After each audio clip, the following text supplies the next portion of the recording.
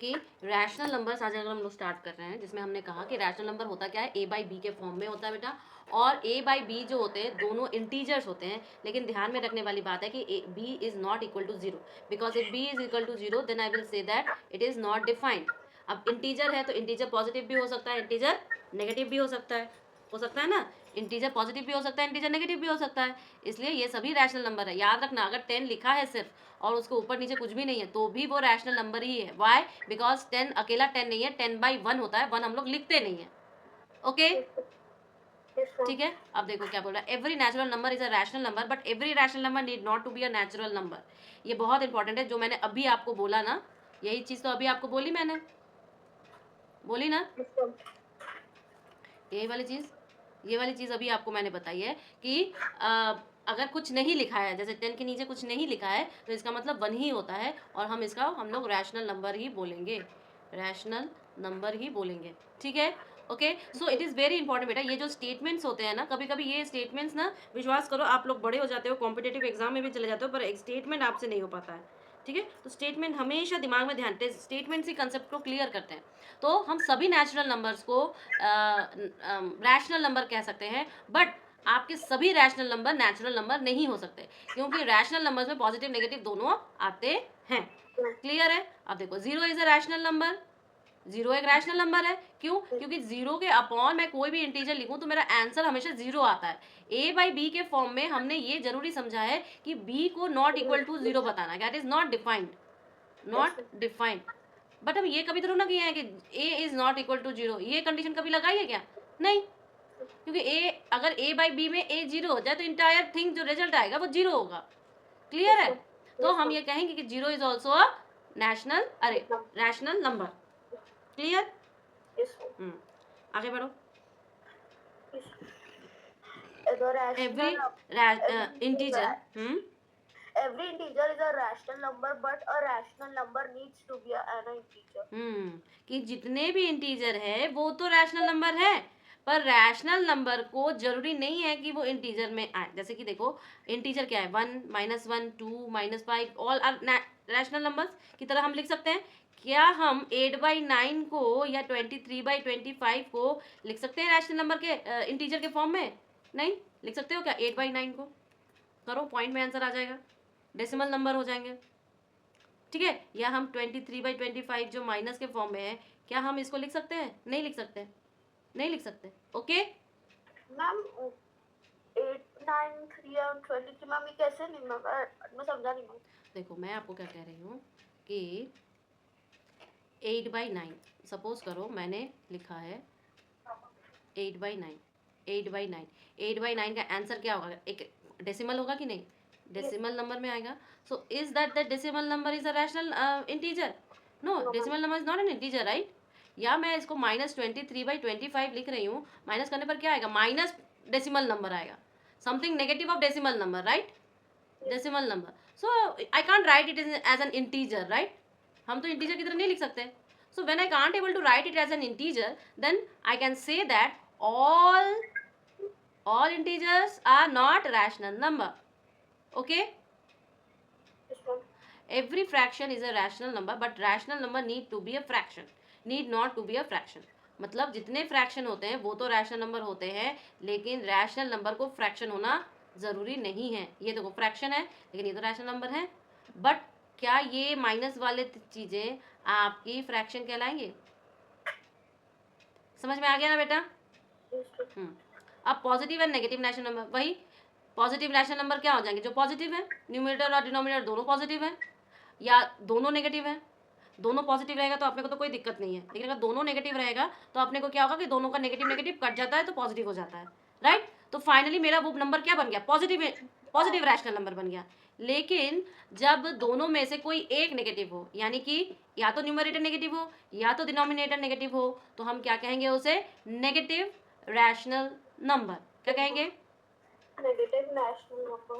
Clear है ना बाबू? दिक्कत तो नहीं?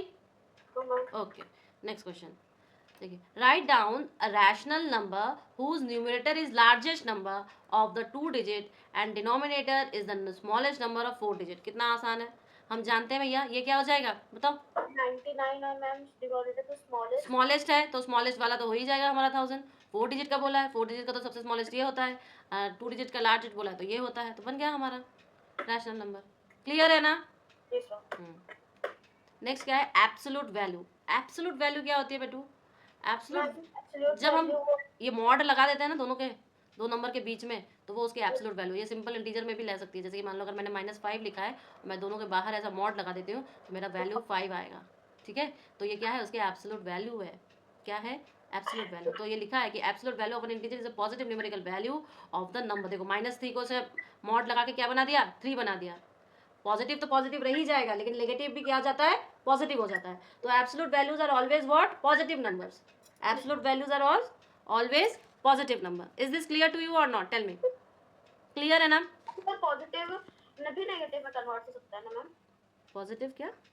जैसे मैम अगर एब्सोल्यूट वैल्यू लगी है और 6 बस है एब्सोल्यूट वैल्यू, तो मैम उस बाहर जब वो उसको करेंगे तो मैम वो माइनस में नहीं आएगा। नहीं आएगा।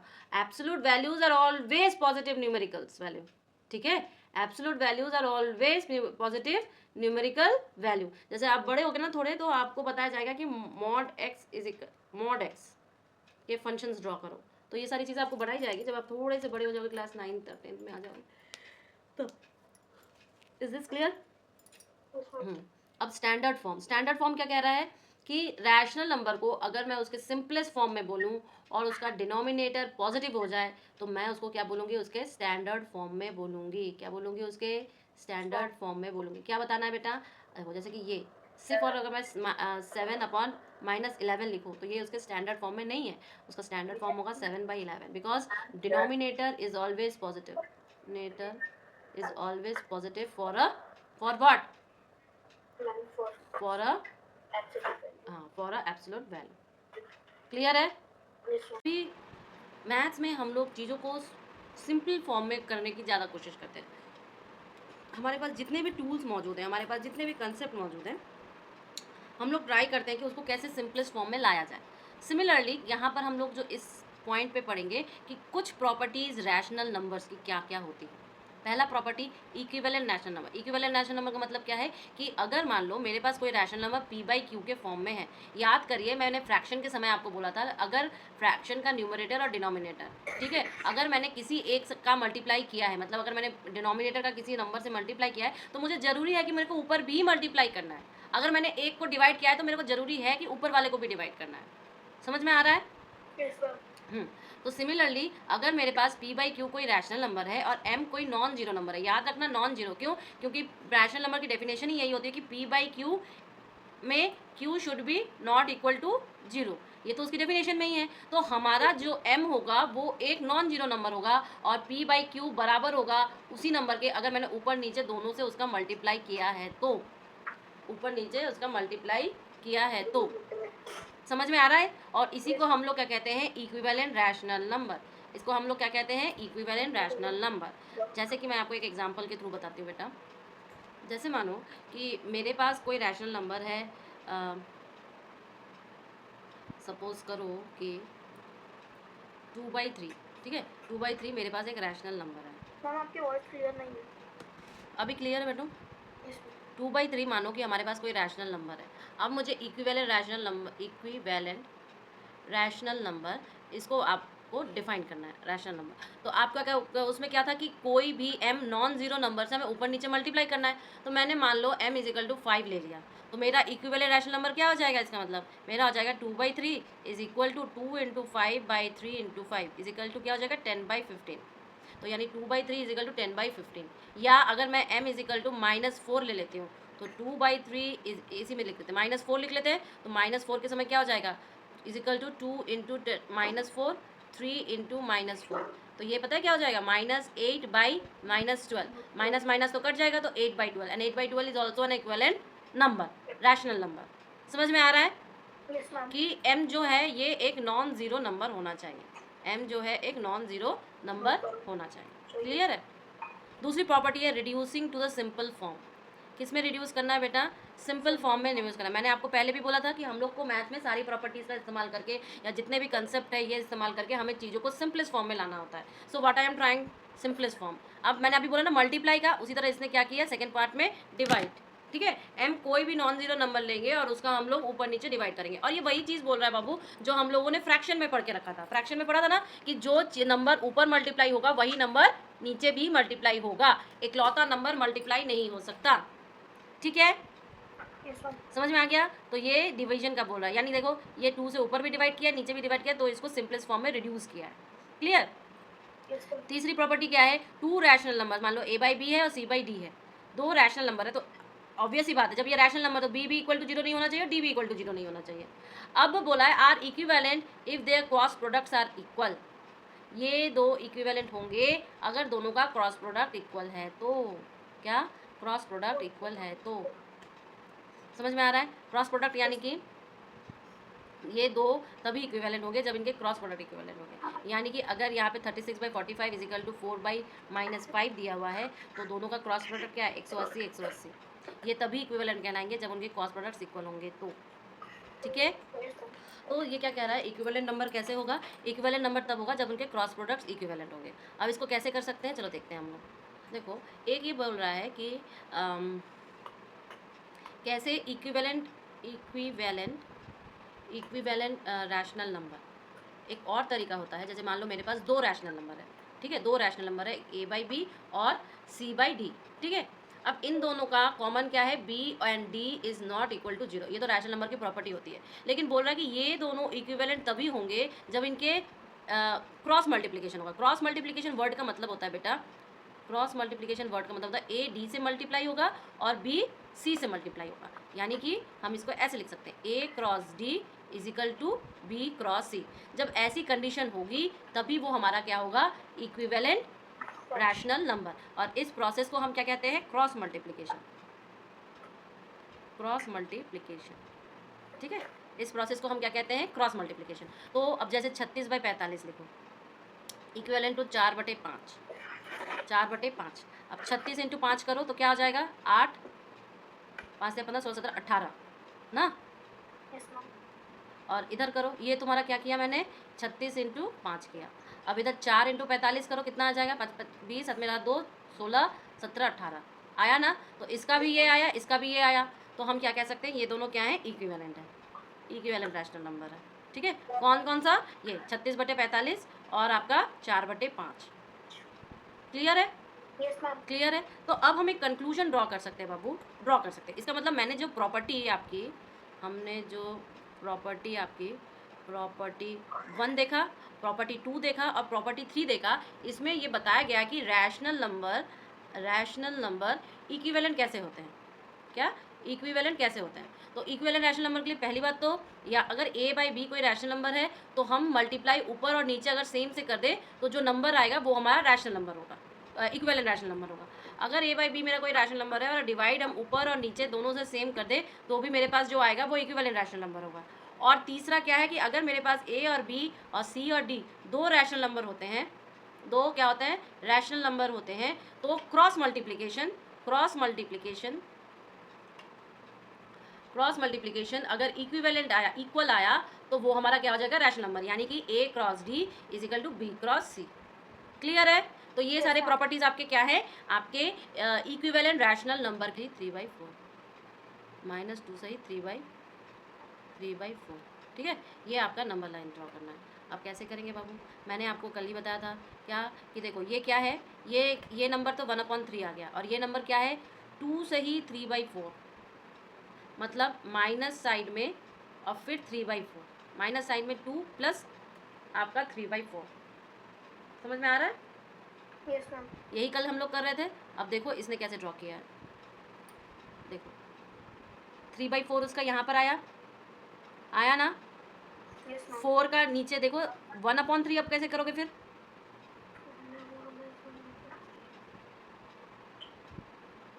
क्योंकि अगर बेस में 4 है तो 4 टुकड़ों में बांट रहा है, तो इसको हम ऐसे भी लिख सकते हैं 4 दूनी 8, 8 और 3। देखिए अब ये वाला, चलो कंपेयर करने वाला टॉपिक है। कंपेयर कैसे करते हैं बाबू? याद करिए, हम लोगों ने फ्रैक्शन में खूब कंपेयर किया है। कैसे कंपेयर किया फ्रैक्शन में? एलसीएम ले लेके, क्या ले लेके? एलसीएम ले लेके, एलसीएम ले लेके कंपेयर किया है।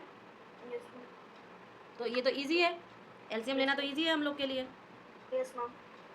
ठीक है, तो जैसे कि देखो ये किया है कंपेयर 3/14 और 5/21। क्या है? 3/14 और 5/21। इसको सॉल्व करूँ? देखो कंपेयर 3/14 एंड 5/21। 3/14 एंड 5/21 यही था। हाँ यही था। ठीक है, अब सबसे पहले हमें कंपेयर करने के लिए क्या लेना पड़ता है बेटा जी? एलसीएम लेना पड़ता है। एलसीएम लेंगे, किसका एलसीएम लेंगे? 14 और 21 का। करो एलसीएम 14 और 21 का, क्या हो जाएगा बताओ? 2 से जाएगा तो 7 और 21, फिर 7 से जाएगा 1 और 3। या हम डायरेक्ट 7 से ही काट देते अगर, तो भी हो जाता मेरा। बट मैं 3 से काट 3 से काट सकते तो सिर्फ ये जाता, 2 से काट सकते तो सिर्फ ये जाता। समझ रहे हो? तो हम लोग स्मॉलेस्ट नंबर से ही स्टार्ट करेंगे ना। तो 2 into 7 into 3, right? So what it will be? 14 into 3, 42, right? अब चलो 42, 14 के टेबल में 42 कितने बार जाएगा बेटा? 3 बार जाएगा। तो 3 3 जा 9। और 21 के टेबल में 42 कितने बार जाएगा? 2 बार जाएगा। 5 2 जा 10। अब तुम मुझे बताओ 10 बड़ा है कि 9 बड़ा है? ऑब्वियस ही बात है 10 बड़ा है। तो 9/42 इज स्मॉलर दैन 10/42। और 10/42 को हम कैसे लिख सकते हैं? 5 और ये गया 2 1, और ये कितने बार में गया? 3 और 14, यानी कि 3/14 इज लेसर दैन 5/21। समझ में आ गया कैसे कंपेयर करना है? क्या करना होता है? बस एलसीएम लेना होता है। कंपेयर करने के लिए क्या करना होता है? बस एलसीएम लेना है। अब जैसे देखो ये क्या है? 7/15 और 11/25। करिए इसको कंपेयर बेटा। ये है माइनस साइन के साथ, तो देख के कंपेयर करो। 7/-15 और -11/25। हाँ बाबू बताओ तो क्या है? 7/-15। 7/-15 हाँ 11/25, राइट? माइनस कहाँ पर है? ऊपर नीचे? 11। ओके बेटा चलो, तो 15 और 25 का पहले लेते हैं। तो 3 से जाएगा, 3 से 5 बार, और 25 ऐसे ही आ गया। 5 बार में जाएगा तो 1 और 5, तो ये मेरा 3 5 गुने 5 मतलब 25 25 या 75 आएगा। ठीक है, 75 हो गया। अब देखो इसको मैंने हमेशा बोला था कि वो हमेशा ऊपर जाता है, तो ये -7/15 हो जाएगा और -11/25 हो जाएगा, राइट? अब ये 75 आया बेटा। तो आप मुझे बताओ 15 के टेबल में 75 कितने बार में आएगा? 5 टाइम्स में आएगा। 5 टाइम्स में आएगा तो 5 7 35, तो -35 हो गया। और दूसरा वाला क्या गया? 3 टाइम्स में जाएगा तो 11 इंटू 3 -33 हो गया। तो मुझे बताओ -35 बड़ा है या -33 बड़ा है? ऑब्वियस ही बात है -33 बड़ा है। So that means -35/75 is lesser than -33/75। That means कि -7/15 इज स्मॉलर दैन -11/25। यही आपका आंसर है बेटा जी।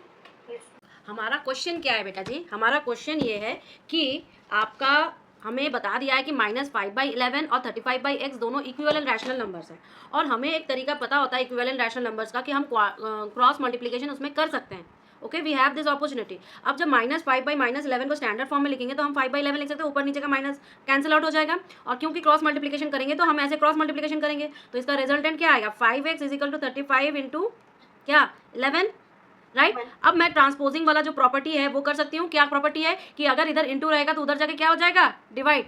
उधर मतलब इक्वल टू के दूसरी तरफ। सो LHS से RHS जब मूवमेंट होता है तो क्या होता है? मल्टीप्लाई डिवाइड में चेंज हो जाता है, डिवाइड मल्टीप्लाई में चेंज हो जाता है, प्लस माइनस में चेंज हो जाता है, और माइनस प्लस में चेंज हो जाता है।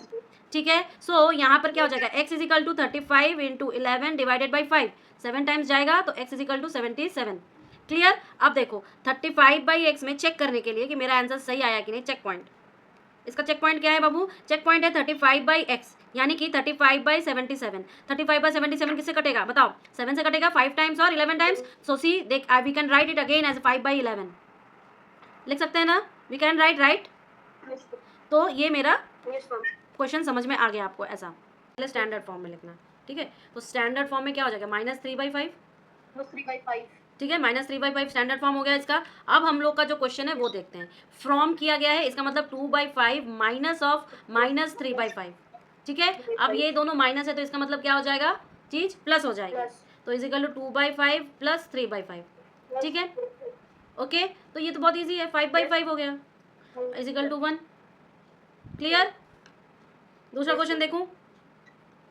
देखो ये है, कुछ बड़ा सा देखते हैं, जैसे कि सब्सट्रैक्ट द फॉलोइंग 1/2 फ्रॉम, छोड़ दो ये तो दिख ही नहीं रहा है, 3/5 फ्रॉम 4/7, 3/5 फ्रॉम 4/7, 3/5, 3/5 फ्रॉम 4/7, माइनस है ना 3/5, नहीं 4/7 माइनस है, 4/7 माइनस है बेटा, ये माइनस नहीं है, ये चीज़ माइनस है। ठीक है, अब इसको इससे सब्सट्रैक्ट करने को बोला है, क्या करने को बोला है, अपने को सब्सट्रैक्ट करने को बोला है। तो इसको पहले स्टैंडर्ड फॉर्म में लिखेंगे तो ये क्या हो जाएगा 4/7, राइट। तो अब कैसे होगा, -4/7 माइनस ऑफ 3/5, ठीक है। एलसीएम लो, 35 आ जाएगा, 5 चौके 20, माइनस में आएगा, फिर माइनस में 3 सत्ते 21, होगा कि नहीं। अब इसको माइनस माइनस है तो दोनों माइनस माइनस में ही होगा, लेकिन होगा ऑपरेशन प्लस का, तो ये क्या हो जाएगा 41/35, क्या हो जाएगा 41/35। क्लियर है ना, कोई दिक्कत? नो। क्या बोला है कि think and answer, explain how can you mental math to find this. अरे यार, ये तो मिक्स फ्रैक्शन में, मिक्स फ्रैक्शन को नॉर्मल फ्रैक्शन में करो, ये 6 है तो 6/1 होता है इसका मतलब, राइट। ये सारे तो लल्लू क्वेश्चन है। फिर multiplication of rational numbers, product of 2 rational number. अच्छा, आपको अगर क्वेश्चन समझ में नहीं आया बेटा जी तो मुझे तुरंत बता देना, ठीक है। आई थिंक कि आपको ये आ रहा होगा, बिकॉज हम लोगों ने इस पैटर्न के बहुत सारे क्वेश्चन सॉल्व कर चुके हैं, तो since we have done lots of questions, so I thought कि आपको पता ही होगा, ठीक है। पर फिर भी अगर आपको लगे ऐसा नहीं है तो हम लोग फिर से करेंगे, डोंट वरी। अच्छा, मल्टीप्लिकेशन बोल रहा है, अभी किया है हम लोगों ने मल्टीप्लिकेशन, मुझे पता है कि मल्टीप्लिकेशन का मतलब क्या होता है। मल्टीप्लिकेशन का मतलब होता है कि आप न्यूमरेटर को न्यूमरेटर से मल्टीप्लाई करोगे, डिनोमिनेटर को डिनोमिनेटर से मल्टीप्लाई करोगे, ठीक है। अब इसको थोड़ा सा आपको एक्सप्लेन करते हैं, जैसे कि मानो ये जीरोस के बिल्कुल भी इक्वल टू नहीं होना चाहिए, तब हम ये रैशनल नंबर बोलते हैं, पहली चीज़। दूसरी चीज़, हमारे पास एक क्या होता है कि जब भी हम मल्टीप्लिकेशन करते हैं तो हम कहेंगे कि न्यूमरेटर का एक प्रोडक्ट होगा और एक डिनोमिनेटर का प्रोडक्ट होगा, डिनोमिनेटर का प्रोडक्ट होगा, ठीक है। इसका मतलब हम ये कह सकते हैं कि मेरा AP एक होगा और BQ एक होगा, समझ में गए, ठीक है। अब इस क्वेश्चन को सॉल्व करते हैं। क्या है क्वेश्चन, -2, एक है -2 और दूसरा है मिक्स फ्रैक्शन में। मिक्स फ्रैक्शन को नॉर्मल फ्रैक्शन करेंगे तो 3 5 से 15, 15 + 1 16, 16/15 5 सॉरी 16/5। अब इन दोनों को मल्टीप्लाई करना है। मैं जानती हूँ कि -2 के नीचे कुछ नहीं है, तो इसका मतलब -2/1 हो जाएगा, राइट। तो इसका मतलब क्या है कि -2 × 16 डिवाइडेड बाई 5 × 1, सो इसका आंसर क्या हो जाएगा -32/5। मल्टीप्लिकेशन के बाद -32/5 आ गया। मैम वो इस पे भी तो सेम ही रूल होगा ना मैम, जो डिवीजन में यूज होता है फ्रैक्शन में। बिल्कुल बिल्कुल, ये फ्रैक्शन का ही आप बोल सकते हो, रूल्स एंड रेगुलेशन सब सेम होते हैं, ठीक है। अब देखो reciprocal of a rational number, मैंने आपको बताया था ना, रेसिप्रोकल का मतलब क्या होता है, 1 अपॉन समथिंग। अगर मेरे पास ए कोई नंबर है तो अगर मुझे बोला गया कि रेसिप्रोकल ऑफ ए निकालो तो मैं 1/a कर दूंगी, ठीक है।